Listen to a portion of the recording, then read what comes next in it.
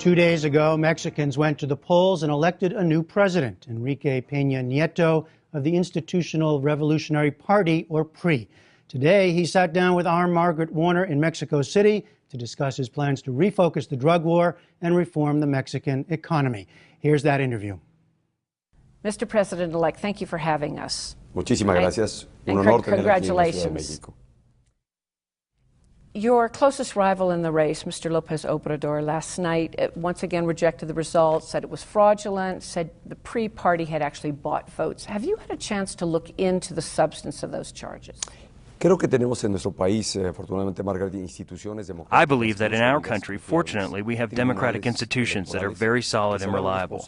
We have electoral tribunals which will be responsible for addressing these issues and attending to these complaints, the ones filed by candidate López Obrador.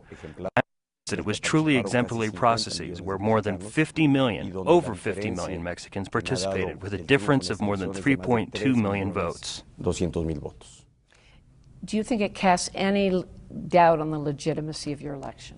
I don't have doubt in terms of the confidence of the majority I received. Now, in both the campaign and on election night, you promised to reduce the violence that's plaguing the lives of ordinary Mexicans, 55,000 dead.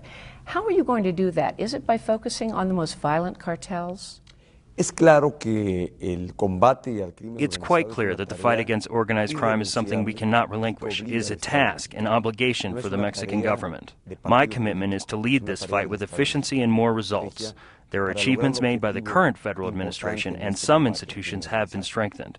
We're going to need to adjust the strategy to achieve this major objective in the fight on organized crime. I'm talking about reducing violence. I'm talking about the strategy that does not have the support of society. If we don't have the support of society, we will hardly see the benefits or the support we need to actually improve conditions of security for society. But how? I mean, your advisors are talking about reconcentrating the firepower you have, the military, on the most violent cartels.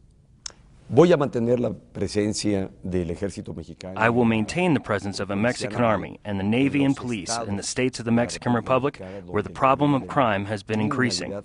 We will adjust the strategy so that we can focus on certain types of crime like kidnapping, homicide, extortion, which today, unfortunately, have worsened or increased because we have a lot of impunity in some parts of the country. The state's task is to achieve more efficiency and to go back to the rule of law and apply or enforce laws strictly in our country. Is there a trade-off between going after the drug kingpins who are responsible for most of the trafficking of drugs into the U.S. or focusing on the violent cartels that are taking the lives of ordinary Mexicans? Do you have to do less of one to do more of the other? Mira, yo creo que hay una Look, I believe that there's a concern around this issue in terms of assuming that this adjustment would mean not going after cartels involving drug trafficking. No, absolutely not. I want to be very clear. The fight by the government will be against organized crime, drug trafficking in all its forms and shapes. But we have to focus especially on reducing violence. But that doesn't mean we should overlook or relinquish this task by the state, the fight against all forms of organized crime. Now, the president of Uruguay just, I think last week, has proposed that in his country, sales of marijuana should be legalized and regulated by the government, that interdiction just hasn't worked. At least take the money out of the market, the black market that the cartels are making so much of. Is that something Mexico should consider? Yo me he pronunciado públicamente. I have publicly said that I'm against legalization of drugs. I don't believe that this is the path to reduce violence and illegal trafficking of these products. However, I am in favor of opening up a new debate around the strategy and way to fight drug trafficking. It is very clear that after several years of this fight on drug trafficking, we have more drug consumption and drug use and drug trafficking.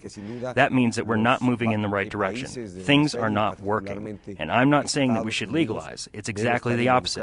I'm against legalization, but with a debate where countries in the hemisphere, and especially the U.S., should participate in this broad debate to redefine the way in which we fight drug trafficking. So you'd like the U.S. to also be considering its position on legalization of drugs? Estoy convencido de que Estados Unidos. I'm truly convinced that the U.S. should be involved in the discussion and the debate around this issue. So let the debate begin, but you're not taking a position yet. That's right. Now, how would you, the American officials are actually of the belief that the U.S.-Mexico relationship has been further strengthened over the past 6 years. Is there anything about the relationship you'd like to change? Al contrario, Margaret, estoy en favor de On the contrary, I'm in favor of strengthening or improving relations with the U.S., without a doubt.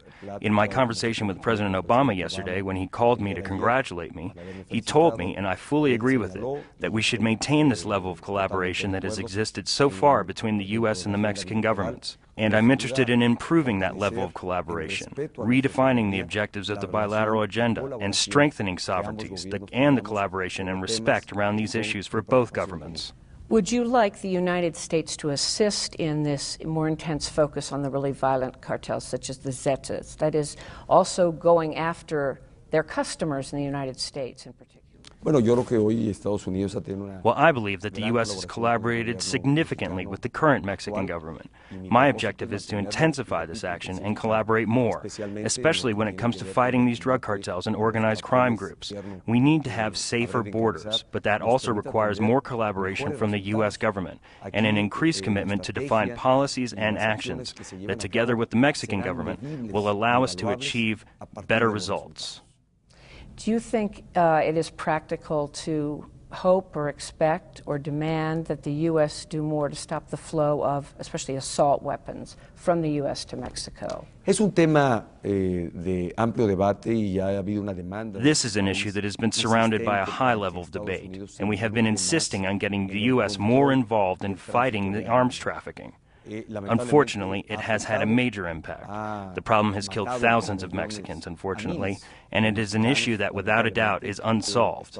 We have not seen a good level of efficiency by the U.S. in terms of how to better control arms trafficking. I'm talking about high-caliber weapons into our country. Finally, you have promised that you represent a new generation of the PRI. You said you were going to have a new way of governing. But voters here sounded dubious to us. One Mexico City voter said, you can't take Peña Nieto out of the PRI bubble. He was elected with the help of this machine. He's going to owe it. What would you say to him? Mira, Margaret, primero, quien afirma Look, Margaret, first of all, whoever says that is not recognizing the political change occurring in Mexico in recent years. Mexico has a much more cohesive democracy today. We're a plural, diverse country with an equal participation of the different political forces. My political party has been there for some time. We are governing several Mexican states. And with this new trust from the Mexican people, without a doubt our capacity to prove ourselves will be tested. They will test this confidence through results, through achievements. This will be the new face of the PRI and the PRI governing democracy. And some of your most ambitious ideas for the economy, bringing competition into some of these big monopolies, from energy to telecom, it's going to involve you taking on some real pillars of the PRI, some of the old guard. What's your leverage with them? I mean, a lot of them have an interest in the status quo. Yo estoy convencido que el PRI, impulsando esta reforma, I'm fully convinced that the PRI, in this effort to promote competitiveness, more credit, fighting monopolies, and pushing the energy reform I'm committed to, that the PRI will push it, will allow it to gain more social support, and that will also allow my political party to increase its capacity to push these initiatives. It is clear that in order to achieve this objective, we will have to reach agreements to be able to push these reforms, to participate and become part of the effort to modernize our country. One of your advisors said to me, it's analogous to Nixon going to China. Only Nixon could go to China. Do you think you're in that position? Es en analogía esa expresión, sin duda. Without a doubt, the PRI is the political party with the political capacity and the strength to push structural reforms that will allow us to modernize our country. Que permitan la modernización de nuestro país. Mr. President, thank you so much. Margaret, muchas gracias por esta oportunidad. Best of luck. Muchas gracias. Margaret blogs about the interview, and you can find her past reports from Mexico all on our website.